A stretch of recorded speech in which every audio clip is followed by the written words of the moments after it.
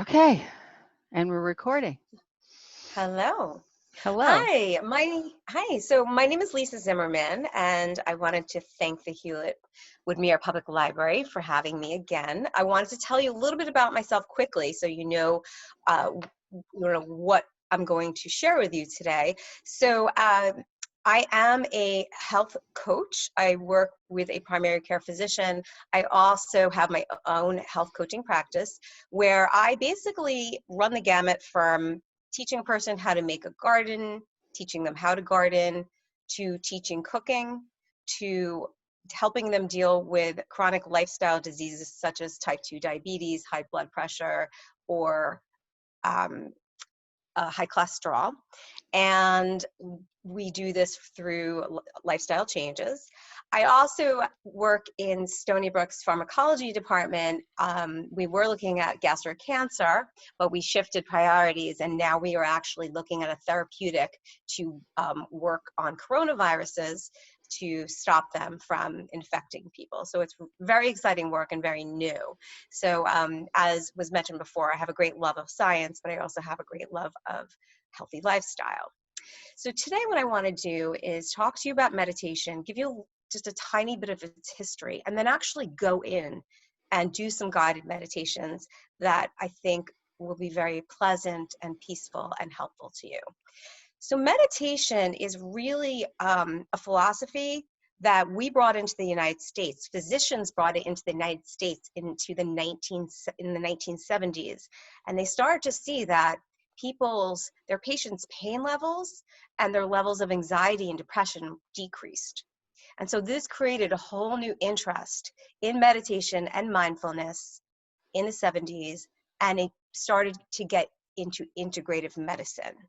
So it is part of Buddhism. It's part of the Buddhist philosophy, the mindfulness, but it's something that each and every one of us can use every day in small, tiny increments or even longer than that. The thing is that our minds are like tape recorders. So I'm dating myself because most people don't have tape recorders anymore, but our minds are very good at time travel. They love to rewind, and our minds love to fast forward. So very often we're rewinding in the past. I should have done that. I'm worried about this. Why didn't I think about it this way? I should have done that. I forgot this. Or we're fast forwarding into the future. What's going to happen? I'm really worried about XYZ. I am having anxiety about it. The problem is we're not pressing play. So we're robbing ourselves of the present. And so what I hope for you to learn and get a little bit of a taste of today is learning to press play, really being in the moment. Now, if you feel like you're always rewinding and you're always fast forwarding and you're never pressing play, the reality is you are. If you ever have moments where time slips away, where you're maybe holding a baby, or you're looking at a flower for just a moment, or you're smelling something really good that you cooked, that's being in the present. So you do have mindfulness, you do have presence, but you just have to cultivate it. You have to grow it. You have to practice it just like anything else. That's why we call it a practice. But what I really want to help you with is being here right now, because what happens is when we're in the shower, very often we're thinking about, all the to-do list, everything that we have to do, and we're not really just in the shower washing our hair or scrubbing soap on ourselves. Or when we get home from work, which for many of us these days is, an office upstairs, we're not at home doing home things. We're still thinking about work. So I want to help you shift into that mindset, because it's a very pleasant place to be, and it's a good place to be. And I don't want us robbing ourselves any more of the present than we already do. So with guided meditation, we're going to go into diving into and noticing our thoughts. We're going to learn a little bit about not becoming attached to our thoughts, letting them go like a cloud. I'm going to say that a couple of different times to you. We're going to learn how to put away that private chatter or that private conversation that you might be having right now. Your mind is a monkey mind. And so even though you're here with me right now, you might be saying, okay, well, 2:15, 2:30, I gotta run off and do something else. So you really want to try to cultivate a way out of that. And then ultimately, just learning to reduce some of the anxiety and the overwhelm that we're all feeling. So because this is a library and I love books, I just want to mention two very good books on this in case you are interested in going deeper into this. This is a Long Island author, and I think it's going to come in backwards to you, but it's called It's Stop. kind of a sheen on it. Maybe if you, Yeah. there you go. What? So We're getting Stop it. Missing Your Life. Stop Missing Your Life. Right, by Stop Corey Missing Muscara. Mascara. And he's a Long Islander. And it's a really nice book, and he's a great guy, and he's very good at this. And then the other thing is if you're more like of a science nerd like me, and you're like, okay, where's the data? Does this really work? Is this just silliness? The relaxation response is by a physician from Harvard who discovered, it's called the relaxation response by Herbert Benson. And he discovered how mindfulness and meditation really lowers a person's anxiety and depression and pain levels. And he brought this in. He's the guy who really brought this in. So these are two really, really good books. Unfortunately, it's backwards, but I can No, we can email. see it. We can see it. Oh, it's not backwards? It's backwards No. to me.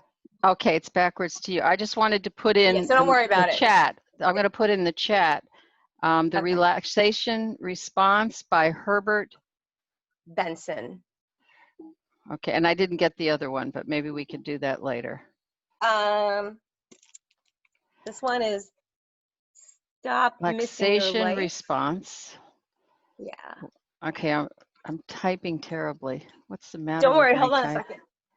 Response by Herbert something with a B, and the other one.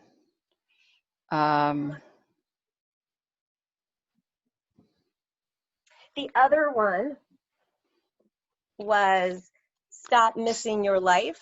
Stop. Whoops. Let me put this back in here. Stop Missing Your Life by Corey Muscata. Yes. Right? Is it A-T-A? I can't see quite that. I have the participants. M-U-S. Scara. M-U. Okay, Muscara. Muscara. And he's a Long Islander. He's one of us. Okay, so let me just get that back in there, and I'll send that in. It's into the chat. Okay. Sorry, Herbert Benson. Okay, so we're okay now. All right. We got the books.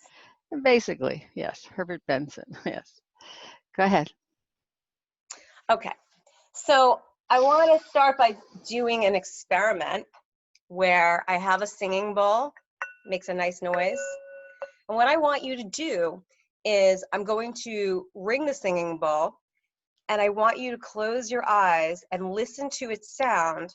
And then when it stops, I want you to open your eyes. So it's gonna sound like this, but I'm gonna start it. And when it's finished, I want you to open your eyes and see how you experience the sound, tuning into the sound of the singing bowl. So we're gonna begin. So close your eyes.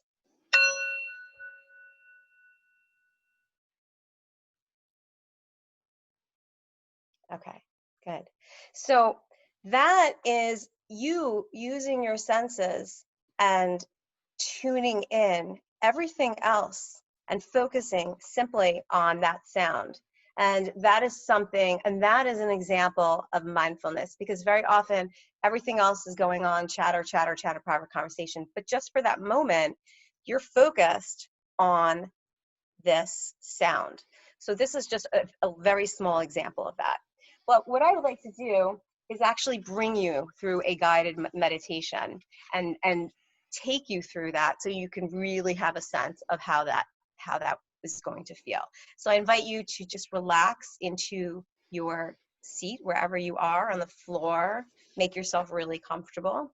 And I invite you just to close your eyes and begin by bringing attention to your body and keeping your eyes closed if it's comfortable to you, or you're welcome to find a gaze that's before you, or maybe your eye gaze is down, but just get yourself into that nice, comfortable position. And you can notice your body seated wherever you are, feeling the weight of your body on the chair, on the floor. And take a few deep breaths. And as you take a breath, bring in more oxygen, enlivening the body. And as you exhale, have a sense of relaxing more deeply. You can notice your feet on the floor. Notice the sensation of your feet touching the floor. The weight, pressure, vibration, heat. You can notice your legs against the chair. Pressure, pulsing, heaviness, lightness. Notice your back against the chair. Now bring your attention to your stomach area. If your stomach is tense or tight, let it soften. Take a breath. Notice your hands. Are your hands tight or tense? Notice the space between your eyes. Relax that space. Relax your jaw. Allow your tongue to fall from the top of your mouth. Relax your shoulders. Are they up by your ears? Relax. See if you can allow your arms to soften.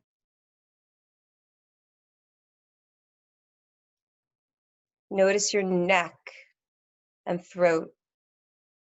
Maybe you want to swallow a couple times to help relax. Soften your jaw. Let your face and facial muscles be soft. And notice your whole body present here. So take one more breath and be aware of your body, your whole body as best as you can. Take a breath. And then when you're ready, open your eyes. So I'm curious to know how that felt. A lot of people will say, I felt like I couldn't focus. I was thinking about other things. And some people say that they feel relaxed afterwards. So I would love to get a little bit of feedback from others. So we're going to unmute you. And I'm going to grab a drink.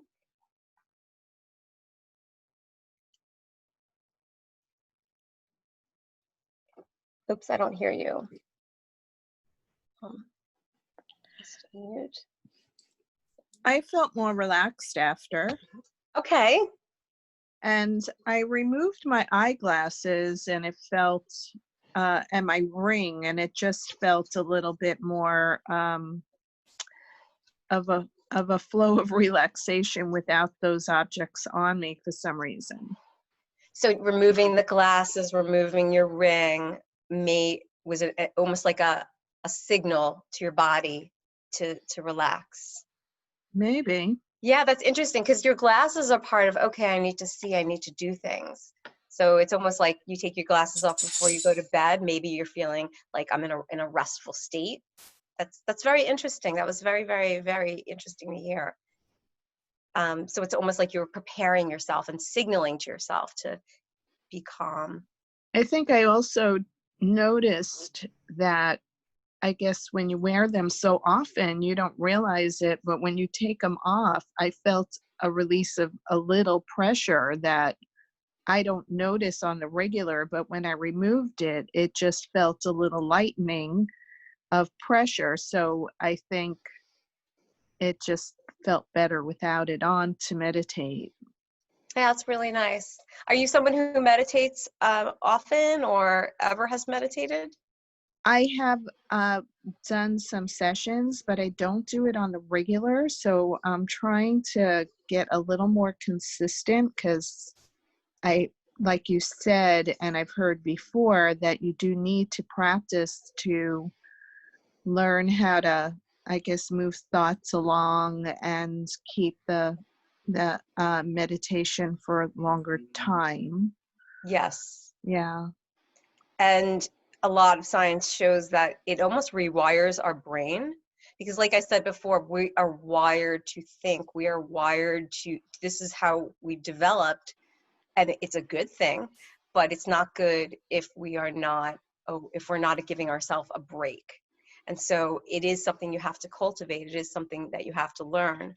So that's great that you're interested in it and you are taking the time to learn about it. So did anybody else have any comments or experience that they wanted to share? Yeah, I also wear glasses, and I took mine off also. And I think, like you said, with the relaxation, I also feel more relaxed in the upper part of my body, and I do have a problem with my shoulder and neck. And I could feel getting kind of like feeling like a rag doll in that part of my body. Nice. So it's almost like you were melting in a way and just kind of letting go. Yeah, it's wonderful. And I'm going to tell you a secret. As a person who teaches meditation, I sometimes just can't do it myself. I need an instructor. I need to show up, be accountable to somebody else. So don't ever feel bad if you're like, I just can't get in the mood. It's okay to use apps. It's okay to find something online. Because sometimes it's just easier to outsource and let someone else guide you. And so that's wonderful. And I love that you were able to just let your shoulders come down from your ears and just relax your body. That's wonderful. So thank you for sharing that. Did anybody else have an experience that they wanted to share or any comments or questions before we go into another meditation? I did just roll my neck around a little bit to release some The tension. tension that I did feel, and that was helpful to just do a few rotations to release it. Yeah. Yes. That's why yoga is so wonderful, because it really works on relieving the meditation. They kind of can go together too. When I've taught in the past live, I used to like to put the two together. So that's wonderful that you're giving that time to yourself. It's excellent. And I loved your analogies with the tape recorder analogy about true. It was so true. And I loved how you expressed it. It really made it clear. Originally, I was going to say an 8-track, but then I was like, I'm really dating myself. So I'll just go with the tape recorder. So I wanted to, does anyone else have any comments or questions or experiences that they wanted to share? I think that I'm very successful in going into that state, and I can get very relaxed, and I can go to sleep, and I can do this, and I think I do meditate a lot until I get upset and need it. And then I'm a failure.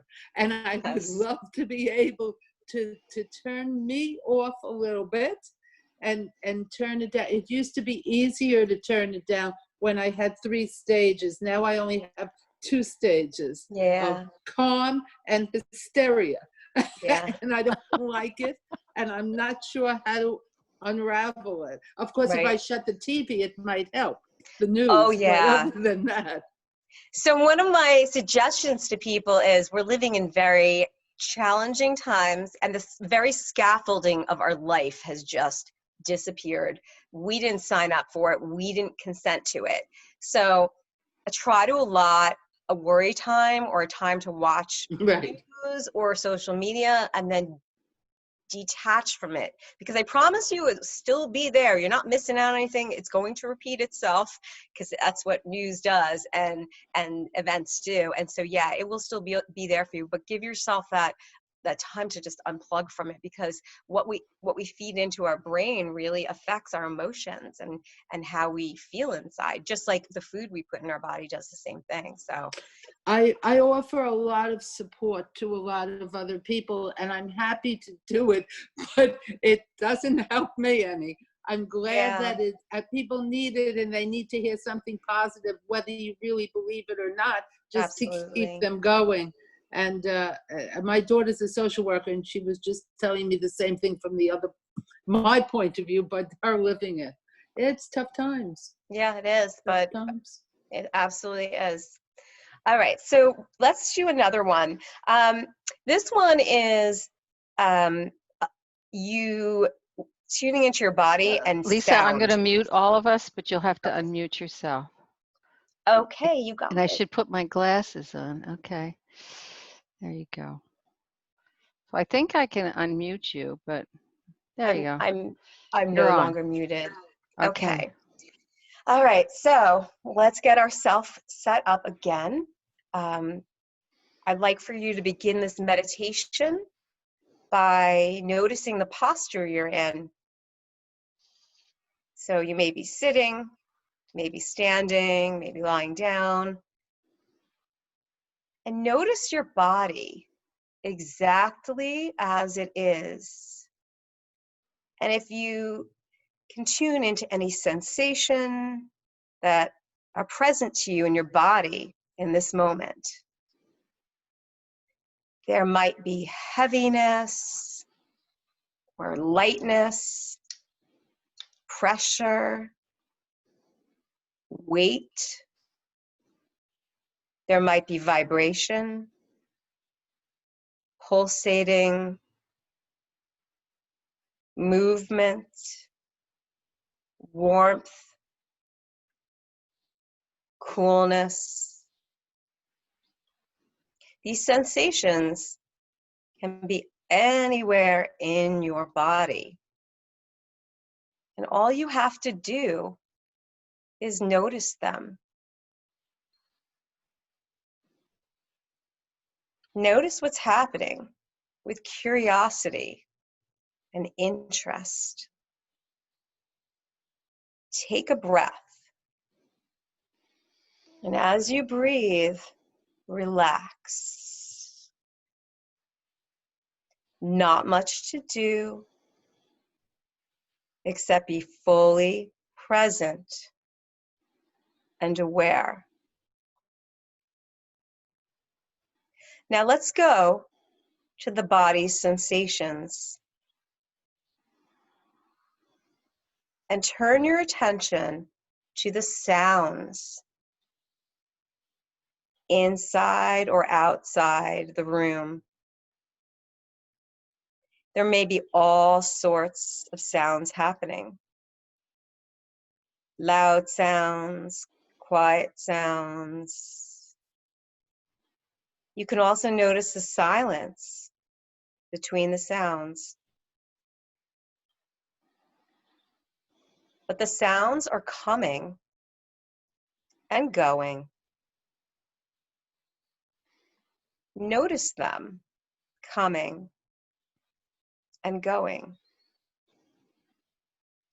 One tendency of our mind is to want to think about the sounds, to start to make up a story about the sound. Oh, we have a reaction to it. I like it. I don't like it.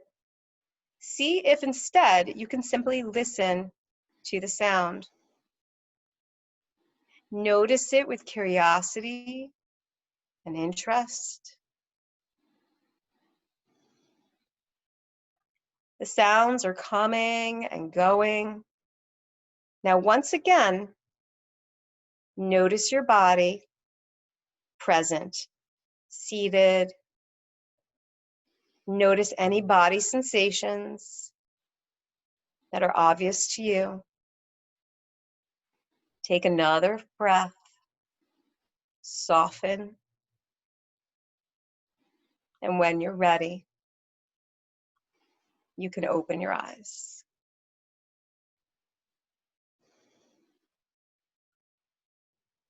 So, this was an interesting meditation because what we were doing was tuning into our body, but then also tuning into one part of our sensory system, which is our sense of sound and hearing. So I'm curious to know how that was for you to switch between the two things, the two dynamics that were there. Does anybody want to comment how they felt or what they experienced? You may have to unmute yourself. I tried to unmute everyone, but sometimes Zoom wants you to do it. I'm not allowed. Don't ask, I'll unmute again. Yeah. That was for Zoom has its own Corinne. thing. Corinne, I couldn't get her to unmute, but okay. I All had right. beautiful sound of birds outside, so Yay. I it love was that. a nice sound. Earlier there was mowing going on, so I'm glad that wasn't on. Yes, we who work at home have discovered the leaf blower in ways we never Oh, imagined. yes. Yes. I love that because it's amazing how a sound can be uplifting or really irritating. And I live in a community where everybody's landscaping constantly, and you're right, all you hear is leaf blowing and the sound of the lawnmower and everything. And then there could be this beautiful bird song that just gives you so much bliss, and that is just so wonderful. And so this is something you can take into your everyday. When that leaf blower landscapers are there, I start to feel a little tense and anxious. So I'll switch my senses and I'll go smell some lemon verbena or lemongrass in the garden, or I'll put on a diffuser with a scent in it. And then they go away, and then I'm like, oh, the birds are chirping. So you can kind of shift around with your senses and shift away from that. So that was really a nice way to explain. I think that's something we all at home are experiencing with the landscapers and the birds. Did anybody else have comments about how they felt during the meditation, or questions or anything? All right. So I want to stop for a moment and I want to read a book. This is a very tiny series. This guy is called Thich Nhat Hanh. He is a Vietnamese Buddhist who started something called the Plum Village. And he has really nice little books like on how to love, how to sit, how to relax, how to eat. And I'm going to read a very quick piece from it because I think that, and I want to talk about it because I think it's really relevant. What is his name again? I've got most of it. Thich Nhat Hanh. So T-I-K. Oh, no. T-I. Oh, God. H-I-C-H-N-H-A-T-H-A-H-A-N-H. Okay, and I'll capitalize it correctly. Oh, that's a, wait a minute, that's a not. Okay, okay, go ahead. I'll do the paperwork. No worries, no worries. So I'm going to read this to you. So this is called freedom.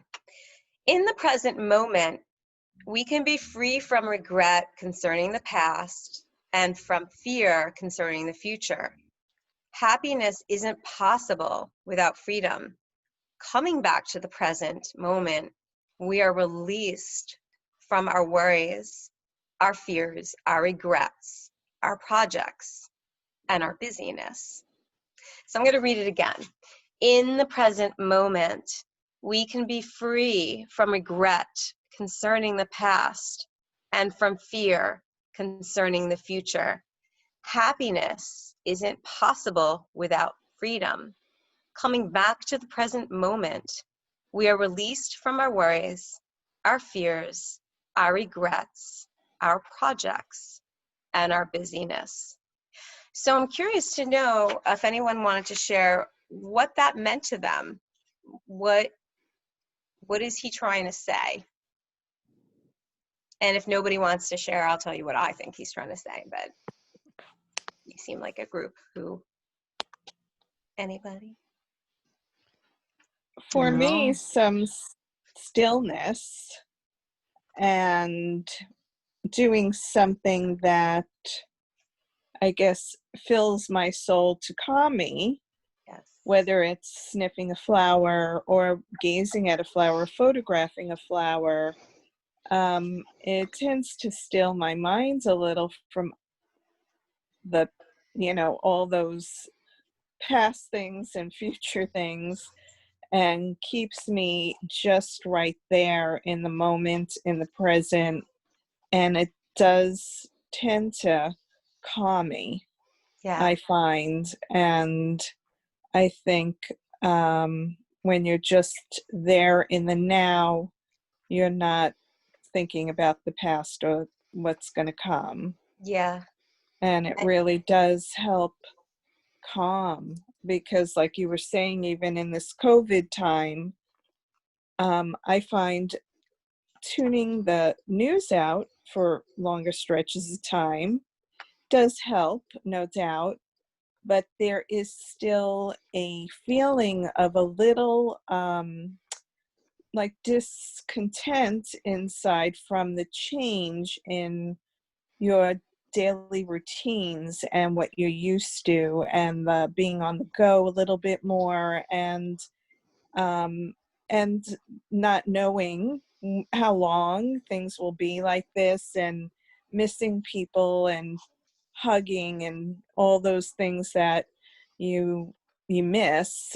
It's still a little inside you, even without watching the news, that you have that just underlying feeling. So I find, or I have found, the only way for me to kind of get through this time is doing things like this, where I do stop, do something nice for myself, focus on right now and here, and not think about what we used to do or how long it'll be for the future, and just staying in the present and just being content with what I'm doing now.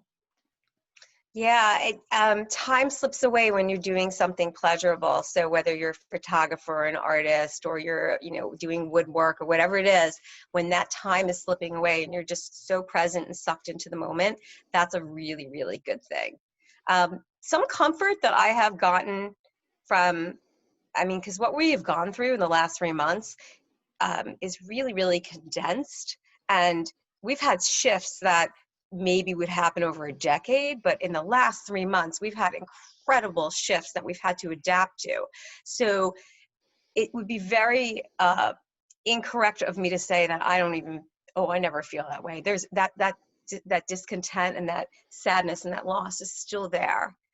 So I think that we all can relate to that. So that was a really nice way of explaining it. And I truly thank you for sharing. I think that hobbies are so, so important, and connecting to art is really, really important too.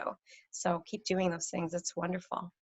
Did anyone else have an interpretation of what he was trying to say, or anything that they wanted to share before we go on to the next meditation? Okay. So we're going to get ourselves ready for another meditation. This is a breathing meditation, and it's a little bit longer than the other ones. So again, I'd like for you to find a relaxed and comfortable position. So you're seated on the chair, or on the floor, or on a cushion, wherever you are. And keep your back upright, but not too tight. And rest your hands wherever they're comfortable. So maybe they're on your knees, maybe they're hanging out on the side, wherever's comfortable for you. And just start to notice your body. from the inside, noticing the shape of your body, the weight, touch, and let yourself relax and become curious about your body. Seated here, the sensations of your body, the touch, the connection with the floor, the chair. Relax any areas of tightness or tension. Just breathe, soften. And now begin to tune into your breath in your body, feeling the natural flow of breath. You don't need to do anything with your breath, not too long, just natural. And notice where you feel the breath in your body. It might be in your abdomen, it might be in your chest, or your throat, or in your nostrils. See if you can feel the sensations of breath, one breath at a time. When one breath ends, the next breath begins. Now, as you do this, you might notice your mind is starting to wander. You might start up that private chatter or that private conversation. If this happens, it is not a problem. It is very natural. Just notice that your mind has wandered. You can say thinking, wandering in your head softly. Whatever that thought is, just don't attach to it. It's just a thought.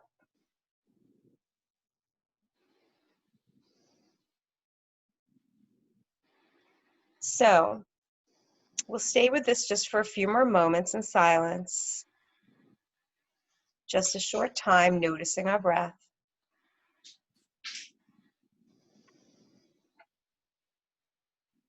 Inhaling through your nose, exhaling through your nose. From time to time, getting lost in thought and returning to our breath. And see if you can be really kind to yourself in this process.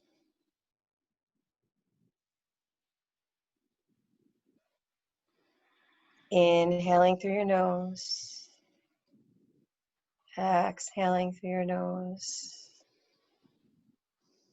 Inhaling, your belly and chest rises. Exhaling, your belly and chest falls.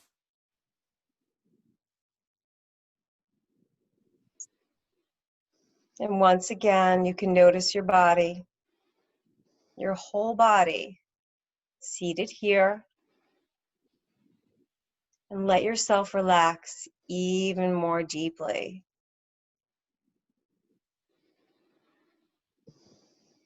And then offer yourself some appreciation for doing this practice today, whatever this means to you. Finding a sense of ease and well-being for yourself and this day.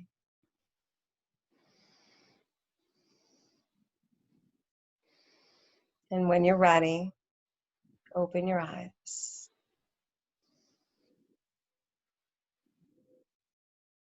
Okay, so I'm curious to know how that felt. That's a little bit different because what we're doing is we're diving into our body and focusing on our breath and trying to relax, but then also contend with the thoughts that go in to our mind, and then just learning to not attach to them and just kind of let them float by. So I was wondering how you experienced that, if anybody was willing to share. I think Nadine has to Did I not mute? unmute you. I unmuted all of you except Corinne. For Okay. some reason, I can't unmute her, or she would prefer to stay muted. It's Maybe okay she's too. she might be She's blissing out right now. She's blissing out right now and doesn't want to talk. I get that. Now, I would say For that, me, go ahead. Who's this? I'm sorry. H? No, no, no. I was Yes. just going to say because no one was talking. Go ahead. It's your group. For me, I have some chronic pain in my neck. And so sometimes I do find that tightness tends to it tends to come to mind a little more when I'm less focused on other things and trying to meditate. I did find in a yoga session, a chair yoga session once, when she did some relaxation at the end, she gave a tip that helped me where when I inhale, I say let, and when I exhale, I say go. So I'm saying let go. As I'm saying that, I do find the pain to lessen as I'm reminding myself to release and let go. And so that was something that, for me has helped with the, inhalation and exhalation to say let go. I really like that because often when we're in pain, we're like, I'm in pain, and all of our focus is intention is on that, wherever and whatever that pain is. So that's a really beautiful affirmation too, because you're inhaling let and you're exhaling go, and that is where your focus and your attention is, and you're telling your mind, let go, or it's okay to let go. It's okay to not put our attention necessarily on the pain that we're experiencing. So that's a really nice tip, and I appreciate you for sharing that. I'm going to steal that, actually. That's good. Did anybody else have an experience that they wanted to share? Nadine, you were saying something. No, I was just saying, having been a long time meditator, that I always consider it sort of money in the bank. And when you develop a habit of meditating, what happens is that when you do have a stressful thing like Judith was talking about, you'd be surprised how fast you can go there. I have a friend that we both talk about at work. We take these little meditative breaks for maybe 15 seconds, and we just close our eyes, take a couple of breaths. And there are times when you need that a lot, or a Especially visualization for a few minutes. A friend of mine used to close her eyes and imagine, it was almost liquid, but like light pouring down her body when she felt she was in a threatening or uncomfortable situation. It would only be a few seconds, but she would imagine this light almost dripping off her nose. It would encase her. And That's so I'm just beautiful. saying, a lot of these things are like developing a muscle, and you'll get back to it faster as you practice. I had a very hard time starting to meditate almost 30 years ago, because as soon as I would close my eyes, it sounded like a band was playing. It was just the noise. And I also used to be embarrassed that I would be slightly snoring at times, but it was a very, I'm not going to say stressful, that's so over, but it was a full time for me. And I needed that rest. So my meditation teacher used to say, sleep.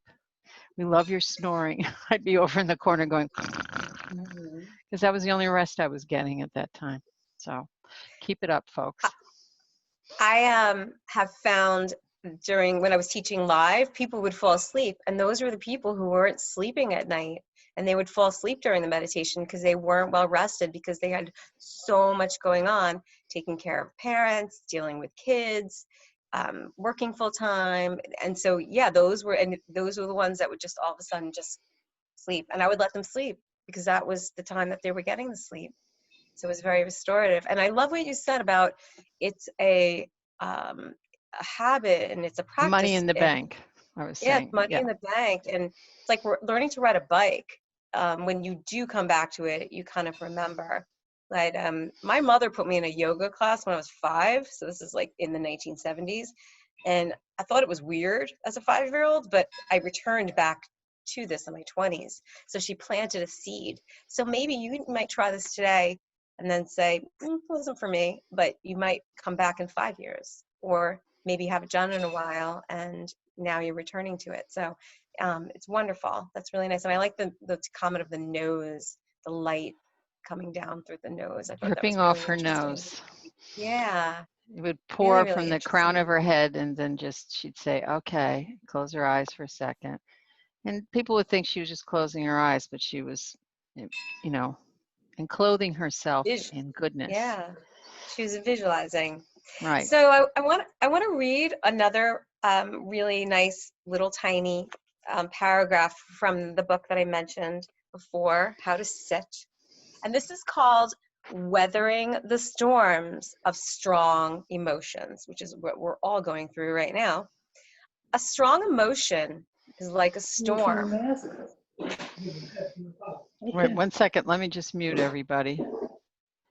Oh, Lisa, you'll have to unmute yourself, I guess. Okay. All right. So this is called Weathering the Storm of Strong Emotions. A strong emotion is like a storm, and it can create a lot of damage. We need to know how to protect ourselves and create a safe environment where we can weather the storm. Keeping our body and mind safe from the storm is our practice. After each storm, we will become stronger, more solid, and less fearful of the storms. We can learn to take care of the painful feelings and strong emotions emerging from the depth of our consciousness. We are more than our emotions. We can recognize what is there. Breathing in, I know that this is only an emotion. It is not the whole of me. I am more than my emotions. This is a very basic insight. Emotions will manifest, stay for a while, and then they leave. After a few minutes of practice, the storm will die down, and you will see how easily you have survived. You should start your practice before the storm begins, or you may forget to do this and may get carried away by the storm. This is why our daily practice is important. So I was wondering what anybody's thoughts were on that. I think it's appropriate because of everything we're going through right now. Our emotions are heightened, our stress is heightened. So I wanted to see if anyone wanted to share what they thought that meant. I've unmuted everyone. I can't seem to unmute H and Okay. Corinne, so you might have to do it yourself. I'm trying. Judith is unmuted, so that's good. Okay. I'm just Corinne and H. I don't know. This is Zoom. Maybe I need to look at my basic. Maybe I need to look at my basic sheet, because on my sheet I say you can unmute yourself, but I didn't say I had to do it. I can't do it. So I They're don't keeping know. you on your toes. I go back to that template all the time and think, okay. But any comments? H is now unmuted. Good. Nadine, And you Judith. reminded me of something, back conversation with the light, because I remember that as a tool with the hypnosis that I liked so much, that there was a healing light coming down on me, and that was going to make me feel better. And I'm glad I remembered it and you mentioned it, because good. it was helpful, and now I can transfer it. That was good. Thank you. That Oh, I'm you're welcome. I I just use it in meetings. I I haven't clothe myself in light. I haven't thought about it in a long time. So it must be a common idea, I guess, too. Well, it's necessary. Right. Yeah, that is nice because we're so surrounded by not light stuff. So to just visually send this feeling of light and love and compassion and joy Right. or whatever it is on you or around you, Yeah. it's a way to allow things to come through you rather than attached to them. So one of my friends, one of my colleagues in public health, in the beginning of the COVID-19 situation, we were talking and he's like, I don't want to tell you what I think because I don't want you to get upset. And his name is Andy. And I'm like, Andy, you can tell me what you think. Everything's changing day to day, but I won't attach to your opinions about the facts that are going on. It's not going to affect me. I know you're feeling anxiety and I totally get that, but it's just going to go through me. It's just, I'm not attaching to this. And so the light almost blocks it from coming in or helps it go through. Does that make sense? And that's kind of what I picked up from what you were saying. What I liked about Nadine's analogy of the visualization was, for me, someone who has migraines, light is a source of pain for me. And it immediately hurts my eyes and I feel the pain in my head or behind my eyes. So I liked the analogy of almost the dripping of like a My nose. glowing matter, like a goo kind of dripping down and like covering my body in a glow, kind of like an ultraviolet glow versus light coming at me. Yeah. Well, like a It just, luminescence. that dripping, that dripping down of like a goo of a glowing warm, like bright, pretty substance. I don't know. It That's just funny. had a little better, less painful for me. I can than light. understand. Sure. Yeah. Especially if you're triggered, if light's triggering migraines, the last thing you would come to as something soothing and peaceful is light. But Yes. if you could think of it as that goo stuff that Shimmering. kids, shimmering, glistening, glittery. Yeah. Sometimes you see it on the trees when you're looking at the trees and there's this like glitter, glowingness, that quality to them.